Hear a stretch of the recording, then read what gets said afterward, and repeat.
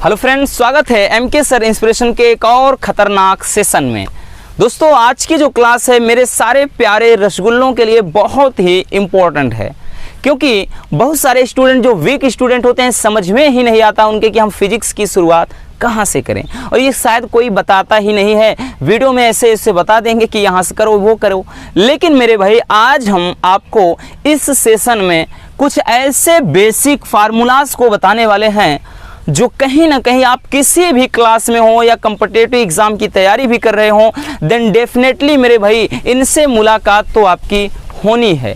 और इसके पहले हमने एक वीडियो देख रखा है इस पे पार्ट 1 उसका, और उस पर लगभग 1.5 लाख स्टूडेंट ने प्यार दिखाया है। अगर आपने भी नहीं देखा तो डोंट वरी, इस वीडियो के एंड में आपको वो वीडियो मिल जाएगी। लेकिन उसके पहले आज हम कुछ ऐसे प्रमुख फार्मूले को देखने वाले हैं, बहुत ही इम्पोर्टेंट हैं और आपको हर जगह पर मिलते हैं, क्योंकि ये बेसिक हैं, इनकी ज़रूरत हर जगह होती है।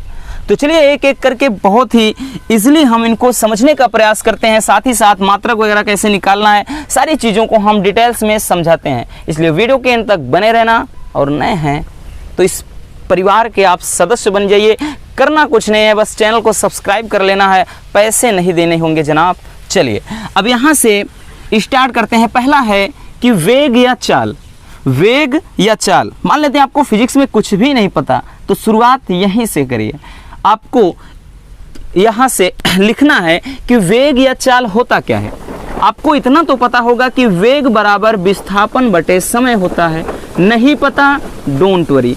तो वेग बराबर क्या होता है दोस्तों? वेग बराबर विस्थापन बटे समय। एस क्या है? सबस्टेंस यानी विस्थापन, टी क्या है? टाइम यानी समय। तो वेग बराबर विस्थापन बटे समय। आप हिंदी भी लिख लीजिएगा, है ना, हिंदी भी आप साथ में लिखते चलिए। इससे क्या होगा दोस्तों, आपकी हिंदी भी तैयार हो जाएगी। यानी एस का मतलब क्या है, टी का मतलब क्या है, वी का मतलब क्या है, ये भी आप जान जाएंगे, है ना। तो वेग बराबर विस्थापन बटे समय, है ना, v बराबर एस अपान टी, या चाल बराबर दूरी बटे समय। दोनों एक ही चीज़ हैं, दोनों एक ही चीज़ है, इसमें कंफ्यूज नहीं होना। अगर मात्रक देखेंगे तो भाई क्या है, चाल है, सॉरी ये दूरी है या विस्थापन, इसका मात्रक मीटर हो जाएगा, और समय का मात्रक सेकेंड, तो इसका मात्रक भी मीटर प्रति सेकेंड। अगर आपको ये नहीं पता कि मात्रक कैसे निकालते हैं तो वीडियो के डिस्क्रिप्शन में आपको मात्रक की भी वीडियो मिल जाएगी। सारे चीज़ का सॉल्यूशन है मेरे भाई आपके पास, ठीक है ना। तो परेशान मत रहिए, उसके लिए पहले आप इसको सूत्र को समझ लेते हैं, ठीक है ना। पहला फार्मूला हो गया। दूसरा है कि त्वरण बराबर। त्वरण बराबर क्या होता है? तो त्वरण बराबर होता है, त्वरण बराबर वेग में परिवर्तन, यानी v माइनस यू। अब v क्या है दोस्तों? अंतिम वेग। यूं क्या है? प्रारंभिक वेग। मान लेते हैं कोई वस्तु चल रही है और उसका किसी समय अंतराल में वेग 10 मीटर पर सेकेंड था, और उसके बाद वो बढ़ करके क्या है 20 मीटर पर सेकंड हो जाता है।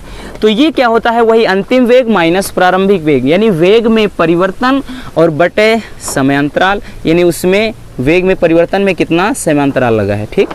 तो वो हो जाता है टाइमिंग नीचे, यानी a बराबर v minus you upon T. तो हिंदी में लिखना चाहेंगे त्वरण बराबर वेग परिवर्तन बटे समय, ठीक। तीसरा है संवेग। तो संवेग को P से लिखते हैं। P बराबर क्या होता है? संवेग बराबर होता है दोस्तों द्रव्यमान गुणे वेग। संवेग बराबर द्रव्यमान गुणे वेग, यानी P बराबर m इंटू वी। P बराबर m इंटू वी हो जाता है, ठीक। और चौथा है आवेग। तो इसको आवेग को J से लिखते हैं। J बराबर क्या होता है? बल गुणे समयांतराल, यानी आवेग बराबर बल गुणे समयांतराल, यानी J बराबर F इंटू टी।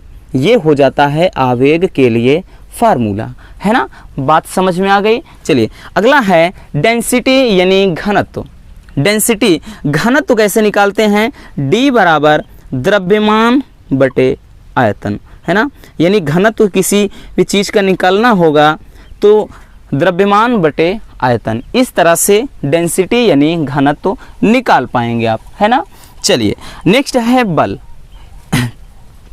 तो बल बराबर क्या होता है दोस्तों? बल बराबर होता है द्रव्यमान गुणे त्वरण, ठीक। बल बराबर द्रव्यमान गुणे त्वरण।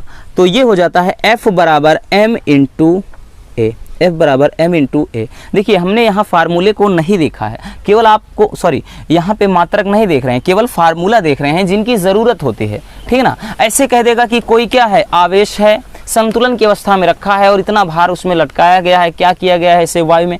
तो इस तरह के क्वेश्चन होते हैं तो आपको दिमाग में समझ में ही नहीं आता भार क्या है, संतुलन की स्थिति में बल क्या है। तो यही चीज़ होता है।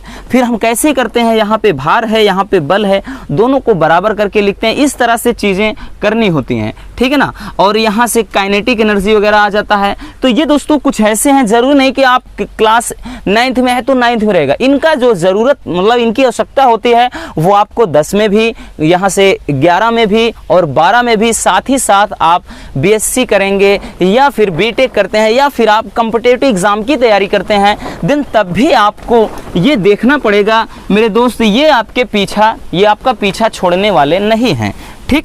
चलिए अब यहाँ से हम अगला देख लेते हैं, कार्य, ठीक। कार्य क्या है, इधर नीचे ना दिख रहा होगा, इधर देख लेते हैं। कार्य बराबर क्या होता है, बल गुणे बल की दिशा में विस्थापन। यानी किसी वस्तु पर बल लगाकर उसे आप विस्थापित कर दीजिए, है ना, बल लगाकर विस्थापित कर दीजिए, तब कहा जाएगा वो आपने कार्य किया है। W बराबर F इंटू एस। लेकिन मेरे दोस्त एक चीज़ इसमें ध्यान देने वाली बात यह है, कभी कभार क्वेश्चन पूछा जाता है कि एक कुली अपने सर पर क्या है, एक कोई भी टोकरा रखा है ना, या कोई अटैची वगैरह जिसे कहते हैं, कोई संदूक रखा है और वो क्या है प्लेटफॉर्म पर इतना दूरी तक चक्कर लगा रहा है, तो कार्य कितने किया, मतलब कार्य उसने कितना किया, तो यहाँ पर कार्य 0 होता है। यानी आप किसी दीवार को धकेल रहे हैं और दीवार में विस्थापन हो ही नहीं रहा है जनाब, आप दिन भर उसमें धक्का मारिए, पसीने से डूब जाइए, कोई मैटर नहीं करता है, कुछ नहीं होता। अगर जब तक दीवार में विस्थापन नहीं हुआ, दीवार अपने स्थान से नहीं हिली डुली, कार्य 0 माना जाएगा। अगर कोई कण है, यानी कोई क्या है, इंसेक्ट यानी कीड़ा ऐसा वृत्ताकार पथ पर लगातार घूम रहा है, कार्य कितना किया, 0 किया, क्योंकि विस्थापन हुआ ही नहीं। तो कार्य होने के लिए विस्थापन होना ज़रूरी है। बात समझ में आई? चलिए, तो W बराबर F इंटू एस हो जाता है। नेक्स्ट है शक्ति, ठीक है ना, शक्ति या सामर्थ्य। कहते हैं कि आ देखें जरा किसमें कितना है दम, ठीक। तो ये क्या होता है, शक्ति यानी पावर, आपके अंदर कितना पावर है। इस चीज का आकलन आप कैसे कर पाओगे, यानी P बराबर होता है W/T, यानी जो कार्य है या ऊर्जा है, ठीक, ऊर्जा वे होने की समय दर को क्या है, शक्ति या सामर्थ्य कहा जाता है। तो P बराबर होता है W/T, ठीक है ना, P बराबर W/T, ये हो जाता है। नेक्स्ट है कि गतिज ऊर्जा। देखिए गतिज ऊर्जा, किसी भी वस्तु की गतिज ऊर्जा, काइनेटिक एनर्जी निकालना है तो क्या होता है दोस्तों कि kinetic energy KE, kinetic energy बराबर होता है 1/2 द्रव्यमान गुणे वेग यानी का स्क्वायर, यानी काइनेटिक एनर्जी KE बराबर हाफ mv स्क्वायर, ये हो जाता है गतिज ऊर्जा के लिए। अब आता है अगला स्थितिज ऊर्जा, किसी वस्तु की स्थितिज ऊर्जा, ठीक। अब स्थितिज ऊर्जा को यहाँ से आप PE से भी दर्शाते हैं या यहाँ से आप U से लिख सकते हैं। U बराबर क्या होता है, द्रव्यमान गुणे गुरुत्वीय त्वरण इंटू ऊंचाई। तो क्या होता है, U बराबर mgh, m क्या है, मास यानी द्रव्यमान, और G क्या है, गुरुत्वीय त्वरण। इसका अगर हम मान बात करें दोस्तों तो इसका मान, जो G का मान होता है वो 9.8 मीटर प्रति सेकेंड स्क्वायर बोलिए, या फिर इसी में लगभग में 10 मीटर प्रति सेकेंड स्क्वायर लिखा जाता है इसका मान, है ना। नेक्स्ट है भार। तो भार बराबर यानी भार W बराबर m इंटू G लिखा जाता है। भार बराबर क्या होता है, द्रव्यमान गुणे गुरुत्वीय त्वरण, ठीक। बात समझ में आ गई? चलिए देखिए, ये बेसिक से सूत्र हैं दोस्तों, इनकी ज़रूरत हम बार बार बोल रहे हैं कि आप इनको अच्छे से देख लीजिए, आप नोट्स बना लीजिए, आप कॉपी में इनको अच्छे से क्या है पूरा हमने बताया ना संकेत सहित आप इसको नोट कर लीजिए। आपको जहाँ कहीं भी ज़रूरत पड़ती है, प्रॉब्लम होती है न्यूमेरिकल में, तो तुरंत ही फट से इनको निकालिए और देख लीजिए, ठीक। अगला है बल आघूर्ण। तो बल आघूर्ण को टाउ से लिखते हैं, टाउ बराबर F इंटू डी लिखिए या F इंटू आर लिखिए, ठीक। टाउ बराबर F इंटू आर। F क्या है, बल है, R क्या है, दूरी है, ठीक है ना। तो यहाँ से अब देखिए मात्रक वगैरह करना चाहेंगे, बल का मात्रक न्यूटन और उसके बाद दूरी का मात्रक मीटर, न्यूटन मीटर। और मात्रक के लिए हमने बताया है ना कि आपको देखना है, डिस्क्रिप्शन में वीडियो पड़ी है, देख लीजिए कि किस तरह से मात्रक निकालते हैं। अगला है जड़त्व आघूर्ण। जड़त्व आघूर्ण की बात करें दोस्तों, इसे आई से लिखा जाता है। आई बराबर क्या होता है, mr स्क्वायर, यानी द्रव्यमान इंटू दूरी का स्क्वायर, ठीक। तो I बराबर mr स्क्वायर, ये होता है जड़त्व आघूर्ण के लिए। नेक्स्ट है कि पृष्ठ तनाव, सरफेस टेंशन।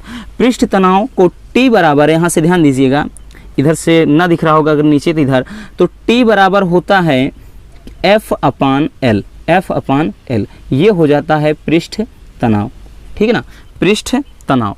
नेक्स्ट है कि कोणीय वेग। ध्यान दीजिएगा, कोणीय वेग। अब वेग और कोणीय वेग में अंतर क्या होता है, तो वेग बराबर विस्थापन बटे समय अंतराल। लेकिन कोणीय वेग में क्या होता है दोस्तों, जैसे कोई चीज़ अगर इस तरह से गोलाकार है और यहाँ से हम मान लेते हैं कि यहाँ से यहाँ तक कोई वस्तु विस्थापित हुई, कितना, डेल्टा थीटा, तो ये कोणीय विस्थापन हो जाता है। और यहाँ से यहाँ तक विस्थापित होने में जो समय लगता है, ठीक है ना, अगर हम बात करें तो वही क्या होता, कहलाता है कोणीय वेग, ठीक। यानी कोणीय विस्थापन की समय दर को कोणीय वेग कहते हैं। ओमेगा बराबर हो जाता है delta theta upon delta T, ठीक है ना, delta theta upon delta T, ये हो जाता है कोणीय वेग। नेक्स्ट है कि सरल लोलक का आवर्तकाल। सरल लोलक का आवर्तकाल, तो इसके लिए होता है दोस्तों टी बराबर 2 पाई और रूट में हो जाता है L अपान जी। L क्या है, लंबाई है लोलक की, और उसके बाद क्या है, G क्या है, गुरुत्वीय त्वरण है, T क्या है, आवर्तकाल है ना, यहाँ से, ठीक। तो ये हो जाता है सरल लोलक के आवर्तकाल के लिए। अगला है कि गुरुत्वाकर्षण बल। गुरुत्वाकर्षण बल, ये दोस्तों रेलवे ग्रुप डी NTPC में पूछा गया क्वेश्चन है, ठीक। तो इसमें गुरुत्वाकर्षण का पूछा जो गया था वो G का मान पूछा गया था। तो गुरुत्वाकर्षण बल F बराबर सूत्र होता है कैपिटल G, उसके बाद M, फिर स्मॉल m अपान r स्क्वायर, ये हो जाता है F बराबर G, फिर capital M into small m अपान r स्क्वायर, जहाँ पे G क्या है, ये है गुरुत्वाकर्षण नियतांक, और जो M है वो क्या है, पृथ्वी का द्रव्यमान है, और जो स्मॉल m है दोस्तों, यानी कैपिटल M पृथ्वी का द्रव्यमान, स्मॉल m क्या है, पृथ्वी पर यानी कोई पिंड है, कोई वस्तु है, उसका द्रव्यमान, r क्या है, दूरी है, और इसका जो G का मान होता है वो 6.67 गुणे 10 के घात -11, ये G का मान हो जाता है। बात समझ में आ गई। चलिए अगला है कि विद्युत धारा। विद्युत धारा क्या है, तो एकांक, ध्यान देना, कोई भी तार है उसमें आवेश प्रवाह होने में जो लगा समय होता है, कोई तार है, मान लेते हैं कोई तार है इस तरह से, और उसमें कोई आवेश बह रहा है, और जो आवेश बह रहा है तो बहने में कुछ ना कुछ तो समय लगेगा। तो आवेश प्रवाह की समय दर को क्या कहते हैं, विद्युत धारा कहते हैं। I बराबर क्या होता है, Q अपान T, I बराबर Q अपान T, तो ये हो जाता है विद्युत धारा। Q क्या है, आवेश है, T क्या है, समय है, ठीक है ना। अब अगला है प्रतिरोध। प्रतिरोध या ओम का नियम आपने पढ़ा होगा। तो ओम का नियम क्या होता है कि किसी तार, मतलब तार के या चालक सिरों के बीच लगा विभवांतर और उसमें बहने वाली धारा का जो अनुपात होता है वो कांस्टेंट होता है, यानी नियत होता है, और इसी को कहा जाता है R। बात समझ में आ गई। यानी क्या होता है, तार के या चालक के सिरों के बीच लगे विभवांतर और उसमें बहने वाली धारा का जो अनुपात होता है वो वैद्युत प्रतिरोध कहलाता है। मात्रक क्या होता है, ओम होता है ना। अगला है विभव। तो विभव, तो V बराबर क्या होता है, W/Q। यहाँ से परिभाषा भी आपके साथ साथ तैयार होती चल रही है, W/Q। यानी क्या है, मान लेते हैं कि अनंत पर हमने कोई बिंदु आवेश रखा है और उसे अनंत से उठाकर इस स्थान तक, एक वैद्युत क्षेत्र तक लाना है, तो लाने में उस आवेश को जो कार्य करना पड़ेगा जनाब, वही कार्य कहलाता है विभव। वही कार्य क्या कहलाता है, विभव कहलाता है। बात आई समझ में। चलिए अब इधर हम देख लेते हैं, हाँ, प्रतिरोधकता। प्रतिरोधकता को रो से दर्शाया जाता है। तो रो बराबर होता है यानी प्रतिरोध इंटू क्षेत्रफल अपान तार की या चालक की लंबाई, तो रो बराबर आर ए अपान एल हो जाता है, ठीक ना, आर ए अपान एल हो जाता है। ये रो क्या है, प्रतिरोधकता है, आर क्या है, रेजिस्टेंस यानी प्रतिरोध, ए क्या है, क्षेत्रफल है, एल क्या है, चालक तार की लंबाई है। बात आई समझ में।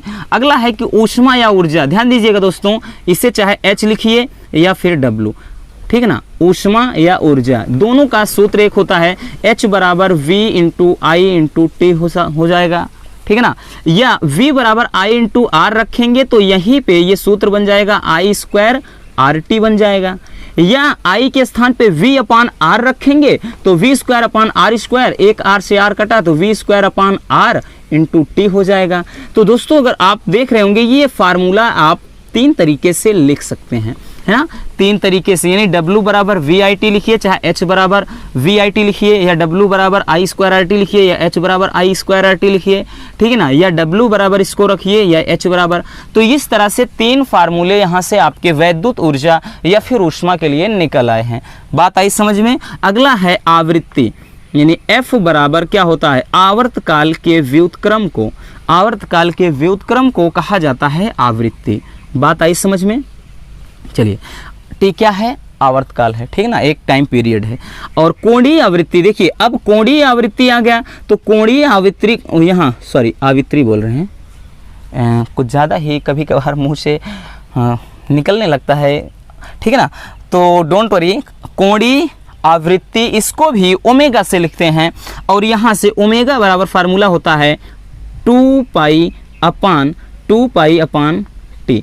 अब ध्यान दीजिएगा 2 पाई अपान टी, इस पे न्यूमेरिकल आते हैं बहुत सारे, और लेकिन इसको हम एक और तरीके से लिख सकते हैं, और वो तरीका क्या होगा मेरे दोस्त, वो तरीका होता है 1 अपान टी बराबर क्या अभी देखा आपने, एफ, 1 अपान टी बोले तो एफ, और 2 पाई बचा है तो 2 पाई इंटू एफ। ये आपका एक नया फार्मूला, यानी ओमेगा बराबर 2 पाई एफ। एफ क्या है, आवृत्ति है, 2 पाई क्या है, यहाँ पे ध्यान दीजिए ये क्या है, चक्कर है, ठीक है ना।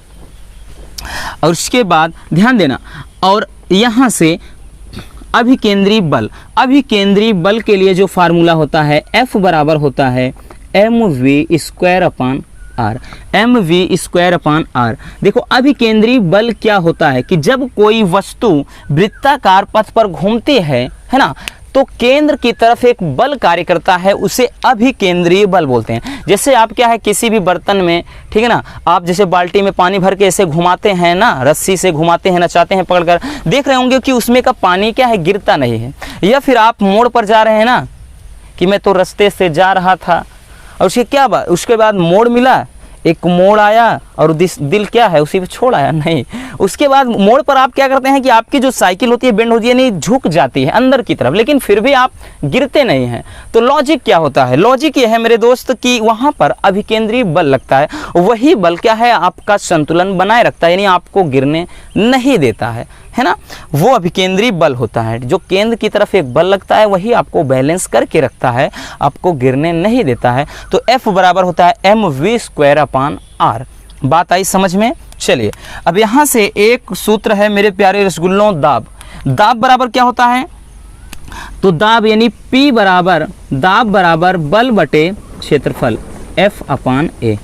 तो दाब बराबर क्या होता है, बल बटे क्षेत्रफल यानी F अपान A, ठीक है ना। बात समझ में आ गई कि दाब बराबर क्या होता है, बल बटे क्षेत्रफल, यानी प्रति एकांक क्षेत्रफल पर कार्य करने वाले बल को ही दाब कहा जाता है ना। ये क्षेत्रफल है, हम इस पर क्या है, एक प्रेशर लगाएं, इस पर एक बल लगाएं, तो जो बल लगाएंगे इस क्षेत्रफल पर, तो जो हम बल लगाएंगे उसे सामूहिक रूप से प्रेशर कहा जाता है, ठीक, ये कहा जाता है दाब। देखिए तो आई होप कि ये जो सारे फार्मूले हैं आपको बहुत ही आसानी से आपके माइंड में घुस गए होंगे। सो प्लीज़ आप क्या करिए, एक काम करिए, इनको अच्छे से स्क्रीनशॉट कर लीजिए, ठीक है ना। उसके बाद स्क्रीनशॉट करके ऐसे रखना नहीं है, कॉपी में आप नोट कर लीजिए अगर आपको कुछ सीखना है, क्योंकि मेरे दोस्त आपको विदाउट एनी कॉस्ट, बिना पैसे के ऐसे कंटेंट दे रहे हैं, आपके लिए इतना मेहनत कर रहे हैं। तो बस केवल इतना आपसे हम्बल रिक्वेस्ट है कि अगर वीडियो पसंद आई हो तो प्यार से एक लाइक कर देना, और चैनल पर नए विजिट कर रहे हैं तो चैनल को सब्सक्राइब जरूर कर लीजिए और हमारे परिवार का एक हिस्सा बन जाइए। क्योंकि मेरे दोस्त आपका एक सब्सक्राइब करने से आपका कुछ भी नहीं जाता, पैसे नहीं देने हैं जनाब, आप सब्सक्राइब करके हमारे इस YouTube परिवार का एक हिस्सा बन जाएंगे और उसी में हमें बहुत खुशी मिलती है, ठीक है ना। तो आई होप कि ये क्लास आपको बहुत ही पसंद आई होगी। इसके नेक्स्ट पार्ट को भी हम देखेंगे, बहुत सारे फार्मूले और भी हैं तो उनको हम एक और वीडियो के माध्यम से देखते हैं, ठीक है ना। अगर वीडियो पसंद आई है तो प्यार से एक लाइक कर देना और चैनल पर नए हैं तो चैनल को सब्सक्राइब कर लीजिए। मिलते हैं किसी और मज़ेदार टॉपिक के साथ। Love you, bye bye, take care.